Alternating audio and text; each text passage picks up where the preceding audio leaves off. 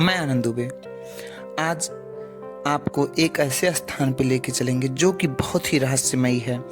मकरई की राजा साहब की हवेली अपने आप में रहस्यों से भरपूर है।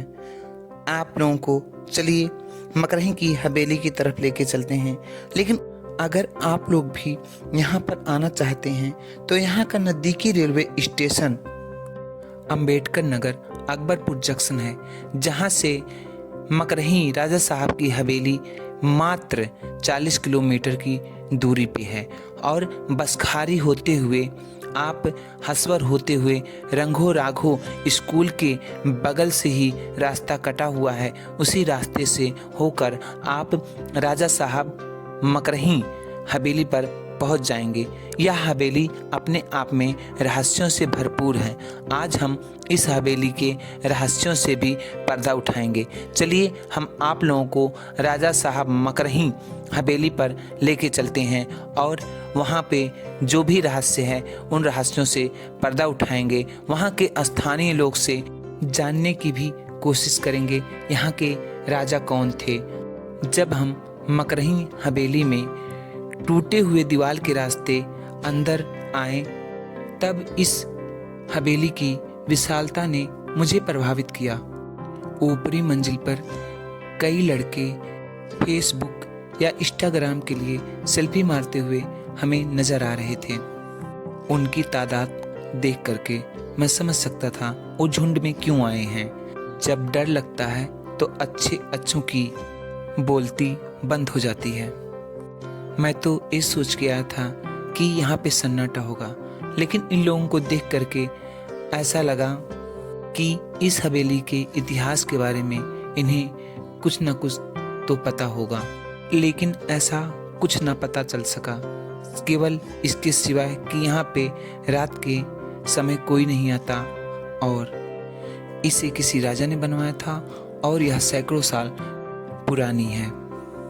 इसके अलावा कोई भी जानकारी यहाँ के स्थानीय लोगों से मालूम ना हो सके। चलिए अब आप लोगों को हवेली के अंदर लेके चलते हैं।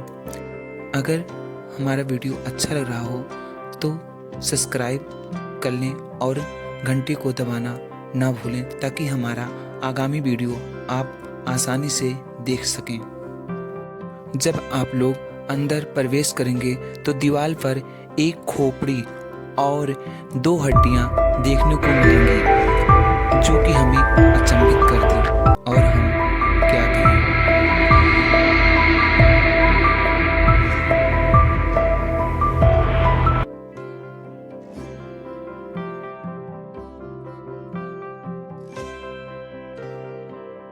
यहाँ पर आने से पहले जब हमने गूगल मैप पे मकरई की हवेली खोजने की कोशिश की तो इसका कोई अता पता नहीं था।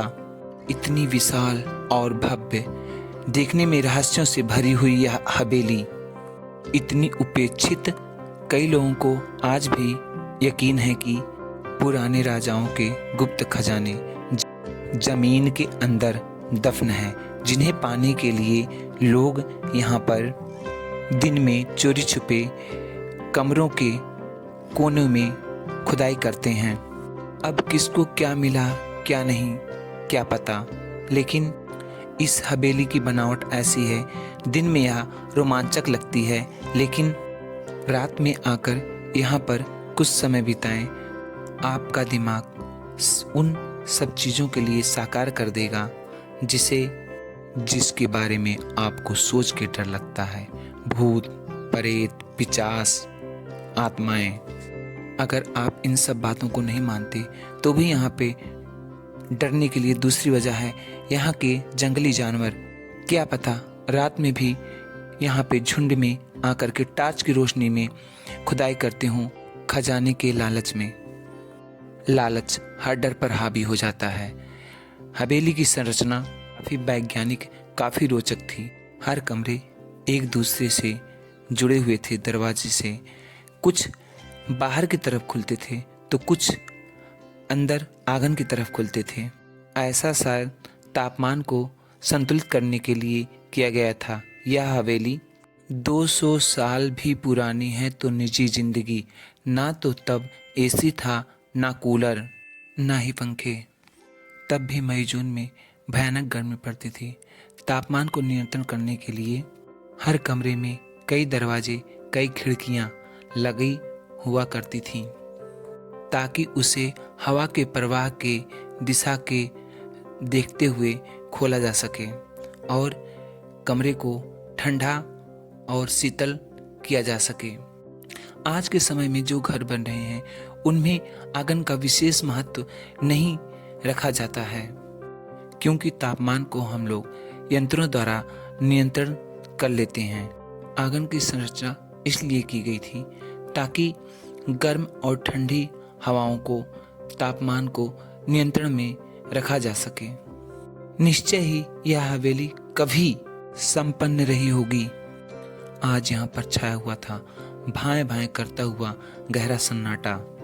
दरवाजे, गलियां, सीढ़ियां, कमरे सब वीरान यहाँ पे पड़े हुए थे और इस हवेली के बगल में ही एक गहरा कुआं था। हवेली के निर्माण और सुचारू रूप से चलाने के लिए पानी की आवश्यकता पड़ी होगी। इसका मतलब यह कुआं हवेली से भी पुराना है। हवेली परिसर के बाहर ही मंदिर का भी निर्माण हुआ था, जो कि एक आदर्शवान सोच को दर्शाता है, ताकि राजघराने के लोग ही नहीं, स्थानीय लोग भी मंदिर में जात पात, ऊंच नीच परे रखकर एक साथ ईश्वर की उपासना कर सकें। और हवेली के बगल से 3 किलोमीटर की दूरी पे घाघरा नदी, जिसे लोग सरजू नदी के नाम से भी जानते हैं, बहती है। और हवेली के बगल में ही आम का बहुत ही बड़ा बगीचा था। कभी हम इस बगीचे में भी आप लोगों को घुमाने के लिए, दिखाने के लिए ज़रूर से ज़रूर लेके आएंगे, क्योंकि यह बगीचा काफ़ी बड़ा है। अपने अंबेडकर नगर का जितना भी आम का सप्लाई होता है इसी बगीचे के अंतर्गत होता है। और जब मैं हवेली से बाहर निकला तो मेरी मुलाकात ठाकुर रघुवेंद्र सिंह जी से हुई, जो कि इस हवेली के वर्तमान मालिक हैं, योम महेश्वर सिंह जी, जिन्होंने बताया माधो प्रसाद सिंह और किशन प्रसाद सिंह 2 सगे भाई हैं। उन्होंने बताया माधो प्रसाद सिंह जी से हम लोग हैं और किशन प्रसाद सिंह जी से मकरही के लोग हैं। बहुत गहरा इतिहास तो नहीं पता चला, मगर स्पष्ट था यह दोनों परिवार एक ही शाखा के लोग हैं। दोस्तों, इसी के साथ हम आप लोगों से विदा लेते हैं और आशा करते हैं आप लोगों को हमारा वीडियो अच्छा लग रहा होगा। अगर आप लोगों को हमारा वीडियो अच्छा लग रहा हो तो लाइक, सब्सक्राइब, शेयर ज़रूर से ज़रूर करें। आप लोगों ने हमें सुना, इसके लिए आप लोगों का धन्यवाद बहुत बहुत।